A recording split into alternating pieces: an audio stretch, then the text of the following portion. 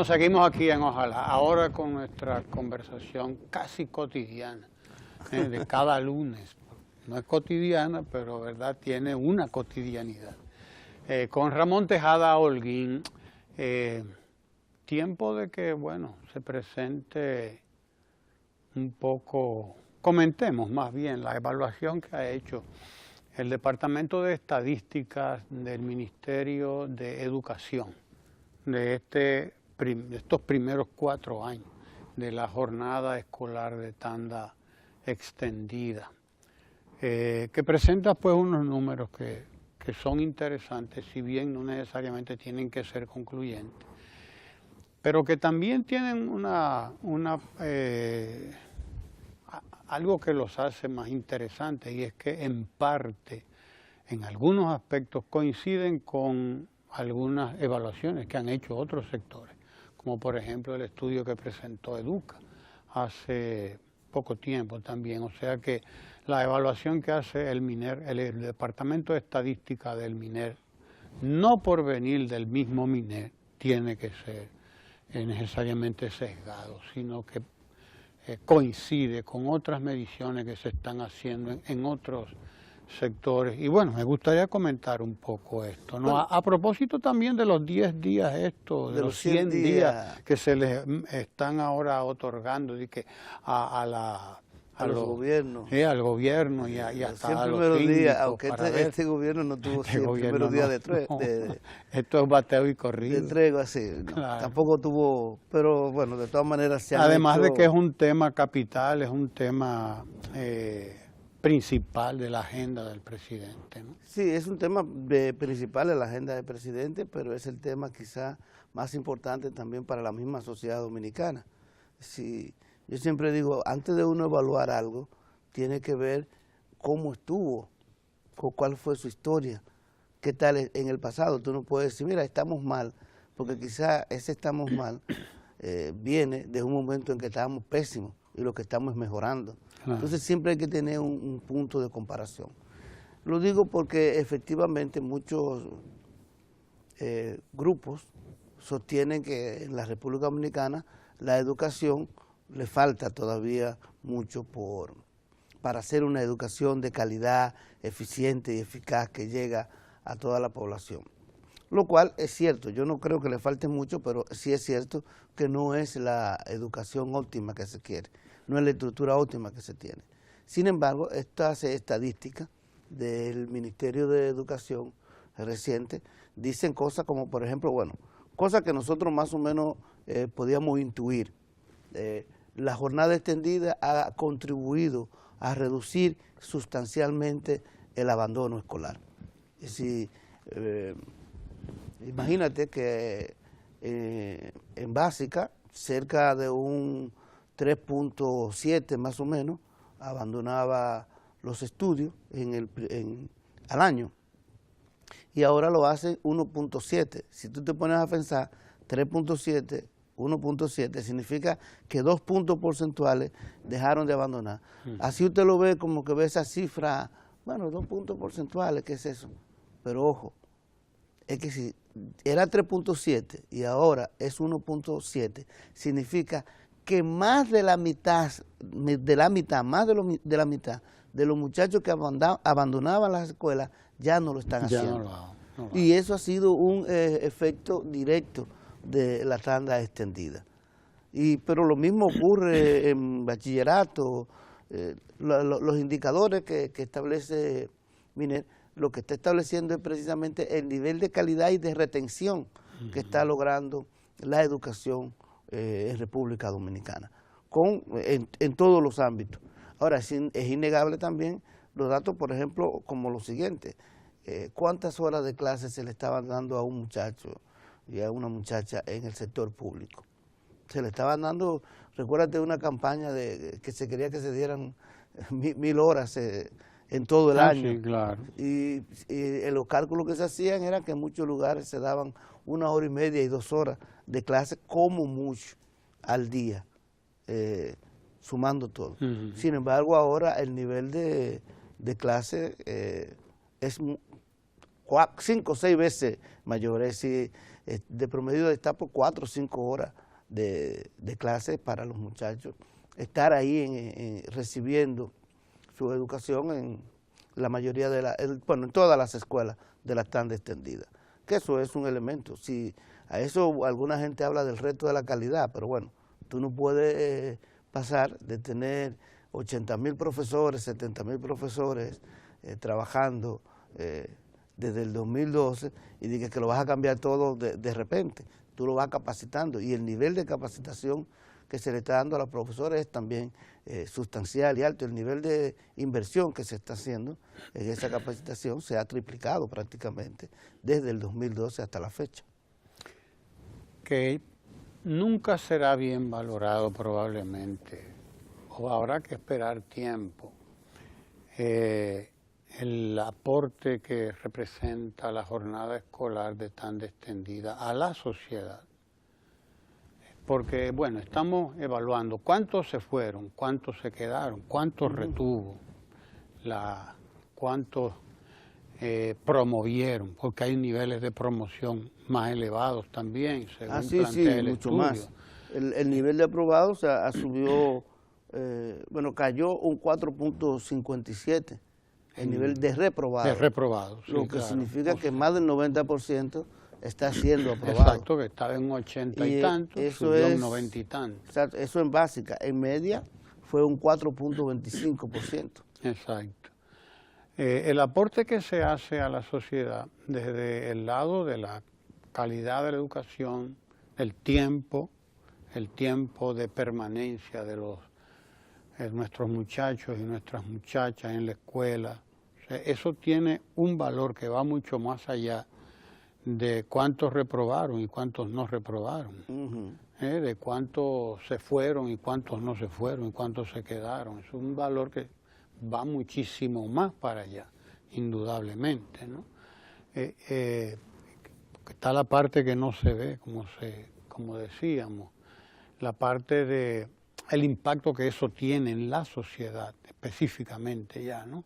En la familia, en la comunidad, en el entorno, o sea, también hay un impacto ahí. Sí, porque esto se dedica a medir nada más que el comportamiento dentro del límite de lo escolar. Claro, la limitante que tiene el ministerio es que precisamente solamente puede medir los datos que tiene, si los estudiantes que entraron, los que salieron, los que promovieron, etcétera, etcétera.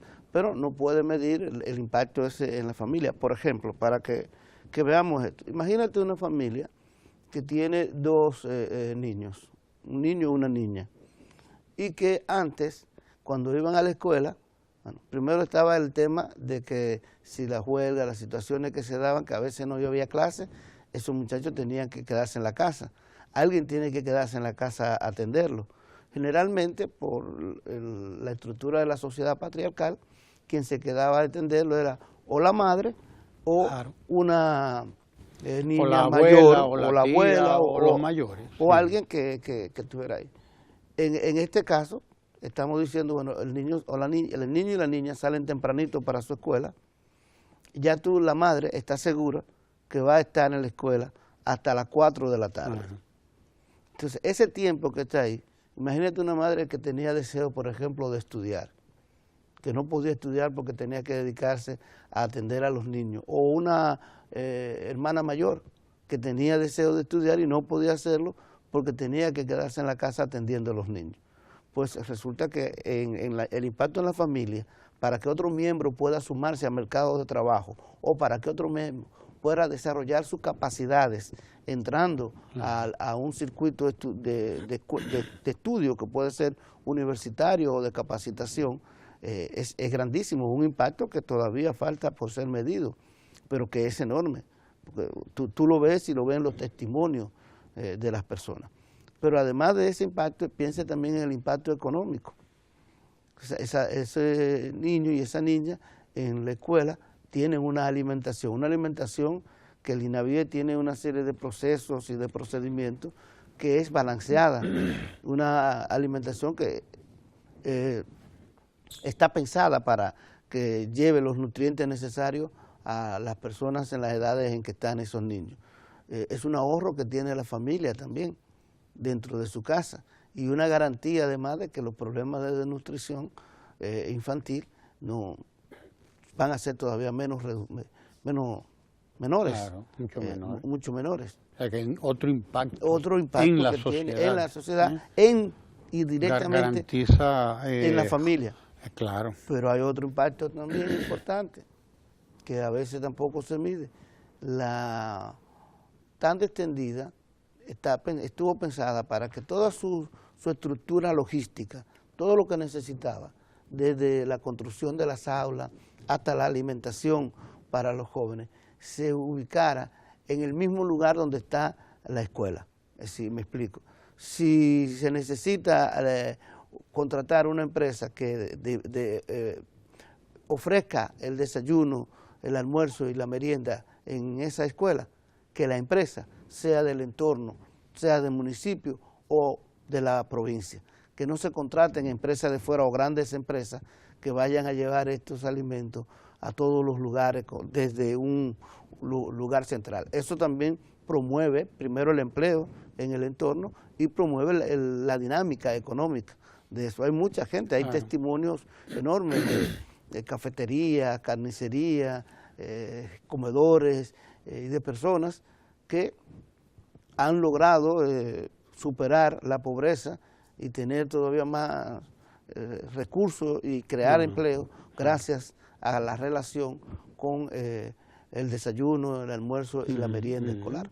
Aparte de que los propios muchachos pues crecen con mucho mejor nutrición, mucho mejor atención, y eso habla de una generación que va subiendo y de generaciones que van subiendo con otros criterios de la vida, de la sociedad, con otra ética, con otro etos, como dicen algunos Tú sabes teóricos. Que el cura jesuita Jorge Cela hizo unos estudios sumamente interesantes sobre la pobreza en República Dominicana.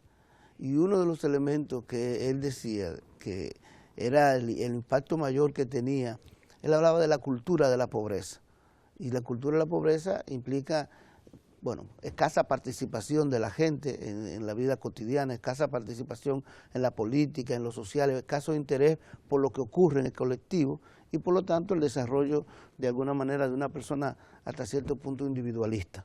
De ahí él explicaba el fenómeno de esto, de la gente que pone la música a todo lo que da para hacerse sentir, para toda esta situación. Uno de los elementos que él sostenía, que era de lo más y que más influía en el tema de la cultura de la pobreza, de esta caracterización que él hacía, sobre todo en los barrios, era la ausencia de, él le llamaba de experiencia institucional de la gente.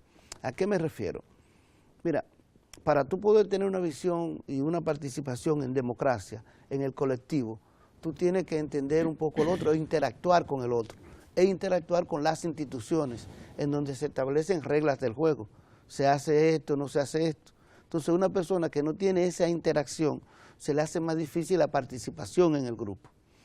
Esa experiencia institucional donde él se ubicaba, que le faltaba a la gente, uno de los espacios que decía era la escuela. Entonces imagínate tú en este nuevo contexto, con una tanda extendida, educando a estos jóvenes que tengan una experiencia institucional, que tengan una experiencia con las instituciones, que ya no es una experiencia negativa, sino una experiencia positiva, en el sentido de que estás recibiendo educación, estás asistiendo a un lugar donde hay un profesor, que el profesor tiene una función, donde hay otros estudiantes, que tú entras en contacto con ellos, conoces a esos otros estudiantes, entras en contacto con el otro, ves que hay diferencia. Entonces, ese es un intangible, pero ese elemento educa más en la democracia y en la participación de lo que uno se imagina, aunque no se hable de eso en el aula. Simple y llanamente por el hecho de estar en un lugar con otras personas, interactuando con otras personas, con reglas del juego en ese lugar. Desarrollando mi vida. Desarrollando mi vida. 8 horas, todos los días, que es una experiencia intensa además. Intensa. Sí, mira, el impacto de esto habrá que medirlo alguna vez, pero el impacto que tú puedes tener en la cultura democrática de la gente es enorme. Si el impacto del mantener a los hijos y a las hijas más tiempo en la escuela, en un país como el nuestro, puede terminar en un nivel de ciudadano más consciente de su derecho y de la capacidad que tienen para participar en la vida pública. Que hay que decir, Tocayo, que para conseguir una jornada escolar tan extendida se hizo la Revolución Cubana. Fidel tuvo que irse a la loma, señores, a pelear contra una dictadura. Entre otros beneficios. Porque a propósito de la muerte de Fidel Castro, vamos a decirlo.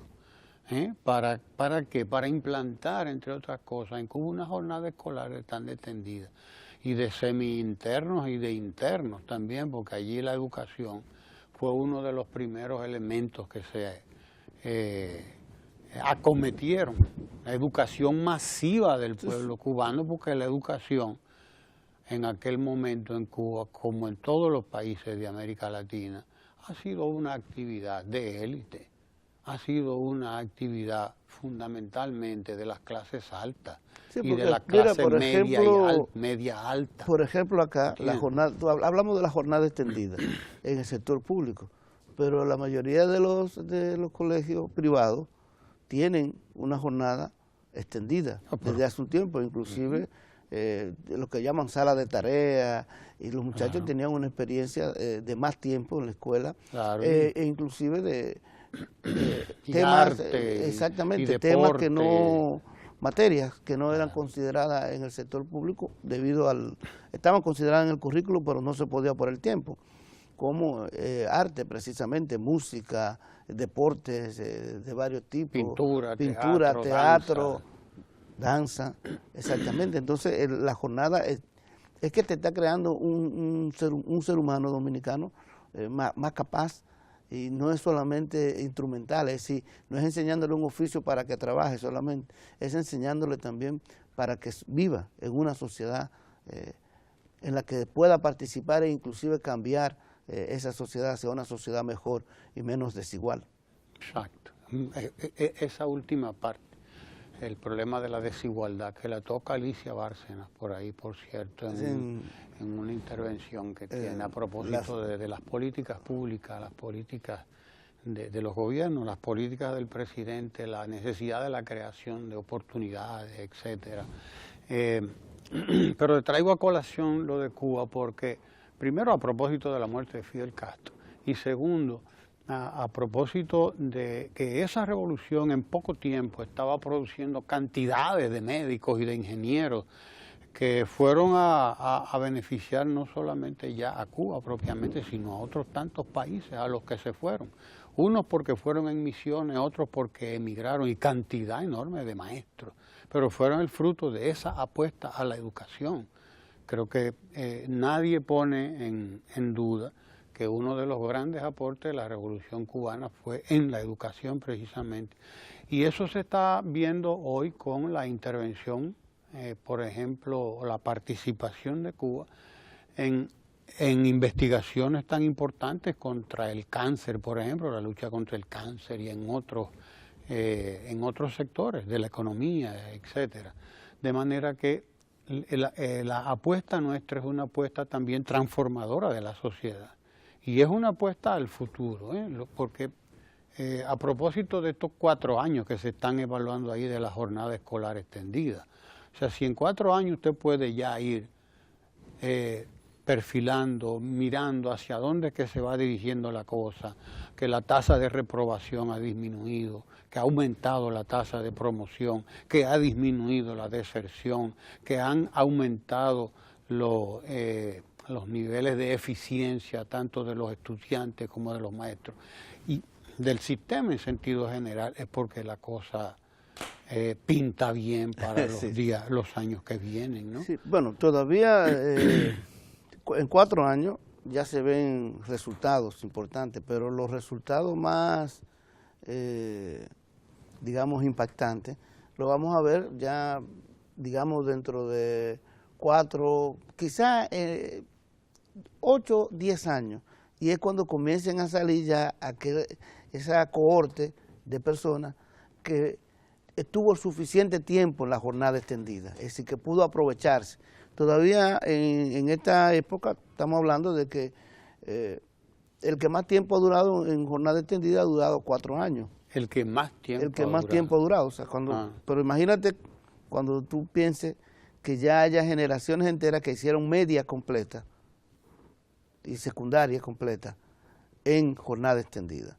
O la básica y media completa, es decir, los 10. Y bueno, ya ahí serían los 12 años. Claro, cuando tú te imagines, esa persona va a ser un poco, digamos, diferente, va a salir con otro nivel de capacitación y el impacto también, aunque también eso implicaría un nivel de demanda que tiene que prepararse la sociedad, porque ese tipo de gente va a haber una mayor demanda educativa en el sector, en ambos sectores, una demanda educativa universitaria, porque si se reduce, claro, es el tipo de planificación que tienen los gobiernos que tener. O sea, si tú dices que se está reduciendo la deserción, dice que se está ampliando, se está incrementando la promoción, eso significa que vas a tener una proporción mucho mayor de lo que normalmente se tenía de personas saliendo de secundaria y que por lo tanto van a demandar o van a querer, claro, o continuar sus estudios universitarios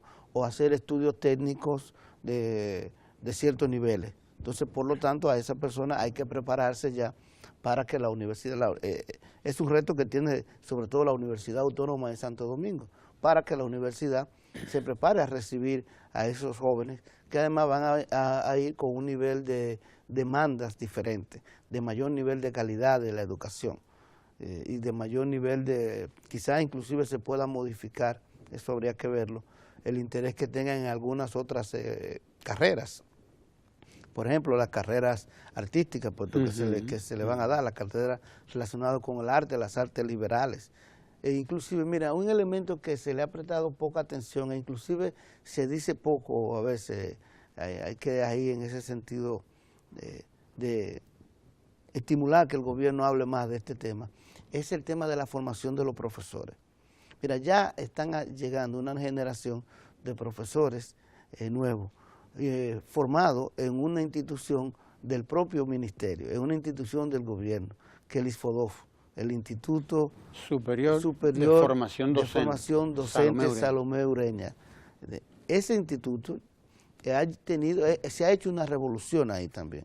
Es decir, por ejemplo, ellos han eliminado el tema de las clases sabatinas, entendiendo que tú formar un profesor, que no, ¿cómo va a ser que solamente reciba clases los sábados? No. Entonces dan becas, y la beca, el compromiso de tener la beca es no trabajar y dedicarte exclusivamente a los estudios, a tu licenciatura, ya sea que la licenciatura la puedes hacer en cualquiera de las áreas docentes, o sea, desde matemática, biología, educación física, todo este tipo de situaciones. Y los índices de aprobación han aumentado sustancialmente también ahí.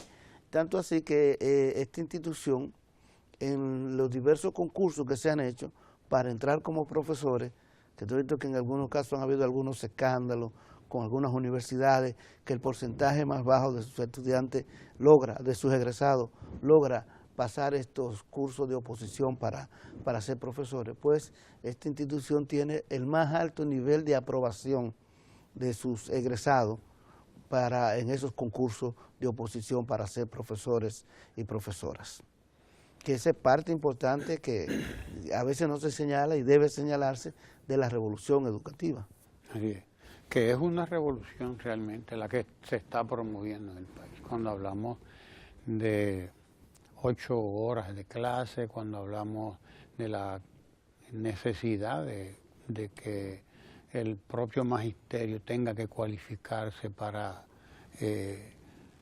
participar en ese proceso, pues estamos hablando de promover una verdadera transformación de la sociedad, que ya en los próximos años se estará viendo cuál es la naturaleza de esa transformación, la naturaleza positiva además, de acuerdo con esos datos. Y desde luego el impacto que va teniendo, de acuerdo también con ese estudio de Jorge Cela, ¿no? que advertía de esa cultura de la pobreza, la ausencia de experiencia institucional de la gente. Claro, la presencia en la propia escuela es ya una experiencia institucional válida. Claro que sí, válida. Bien, Se nos agotó el tiempo, Tocayo. Esta gente nos está dando muy poco tiempo a nosotros para hablar. Estoy viendo los cambios de luces eso de Ketcher. Eso es un problema. Nos dan muy poco tiempo, vamos a ver qué hacer. Y ya llegó nuestro amigo Lucas Vicen, de Ecomundo. Que reclama su tiempo. Reclama su tiempo también. Hay un tiempo para todo. Así que quédese ahí para el tiempo de Ecomundo con el economista Lucas Vicen. No se vaya.